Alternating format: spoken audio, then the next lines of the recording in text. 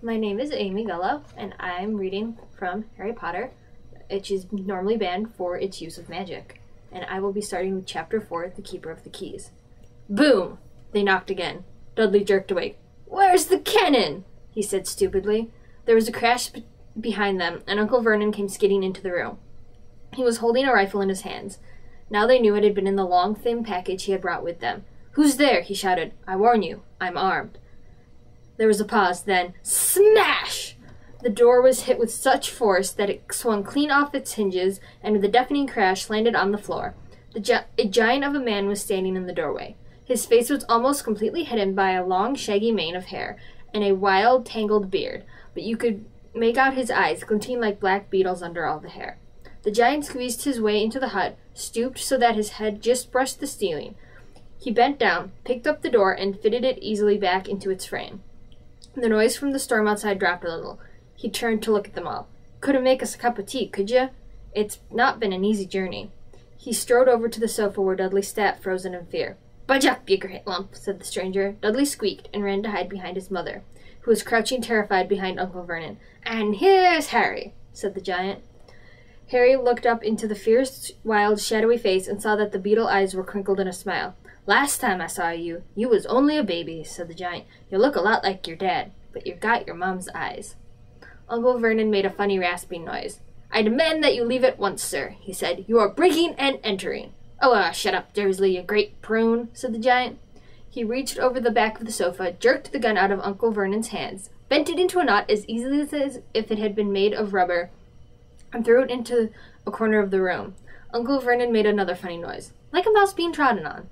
"Anyway, Harry," said the giant, turning his back on the Dursleys, "a very happy birthday to you. Got summat for you here. I might have sat on it at some point, but it'll taste all right." From an inside pocket of his black overcoat, he pulled out a slightly squashed box. Harry opened it with trembling fingers. Inside was a large sticky chocolate cake with "Happy Birthday, Harry" written on it in green icing. Harry looked up at the giant. He meant to say thank you, but the words got lost on the way to his mouth, and what he said instead was, "Who are you?" The giant chuckled. "True, I haven't introduced myself. Rubeus Hagrid, Keeper of Keys and Grounds at Hogwarts." He held out an enormous hand and shook Harry's whole arm. "What about that tea, then, eh?" he said, rubbing his hands together. "I'm not saying no to something stronger if you've got it, mind." His eyes fell on the empty grate with the shriveled crisp packets in it, and he snorted. He bent down over the fireplace. They couldn't see what he was doing, but when he drew back a second later, there was a roaring fire there. It filled the whole damp hut with flickering light, and Harry felt the warmth wash over him as if he'd sunk into a hot bath. The giant sat back down on the sofa, which sagged under his weight, and began taking all sorts of things out of the pockets of his coat. A copper kettle, a squashy package of sausages, a poker, a teapot, several chip mugs, and a bottle of some amber liquid, which he took a swig of before starting to make tea. Soon, the hut was full of the sound and smell of sizzling sausage. Nobody said a thing while the giant was working, but as he slid the first 6 fat, slightly burnt sausages from the poker, Dudley fidgeted a little. Uncle Vernon said sharply, "Don't touch anything he gives you, Dudley." The giant chuckled darkly. "Your great puddin' of a son don't need fattening any more, Dursley, don't worry." He passed the sausages to Harry, who was so hungry he had never tasted anything so wonderful, but he still couldn't take his eyes off the giant. Finally, as nobody seemed to be able to explain anything, he said, "I'm sorry, but I still don't really know who you are." The giant took a gulp of tea and wiped his mouth with the back of his hand. "Call me Hagrid," he said. "Everyone does. And like I told you, I'm Keeper of Keys at Hogwarts. You'll know all about Hogwarts, of course." No," said Harry.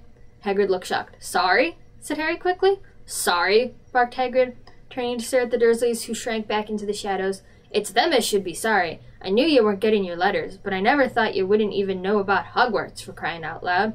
Did you never wonder where your parents learnt it all?" "Oh, what?" asked Harry. "Oh, what?" Hagrid thundered. "Now wait just 1 second." He had leapt to his feet. In his anger, he seemed to fill the whole hut. The Dursleys were cowering against the wall. "Do you mean to tell me," he growled at the Dursleys, "that this boy knows nothing about anything?" Harry thought this was going a bit far. He had been to school after all, and his marks weren't bad. "I know some things," he said. "I can do, maths and stuff." But Hagrid simply waved his hand and said, "About our world, I mean, your world, my world, Your parents' world. What world? Hagrid looked like he was about to explode. Dursley, he boomed. Uncle Vernon, who had gone very pale, whispered something that sounded like Mimble-wimble. Hagrid stared wildly at Harry. But you must have known about your mom and dad, he said. I mean, they're famous. You're famous. What? My mom and dad weren't famous, were they? You don't know. You don't know.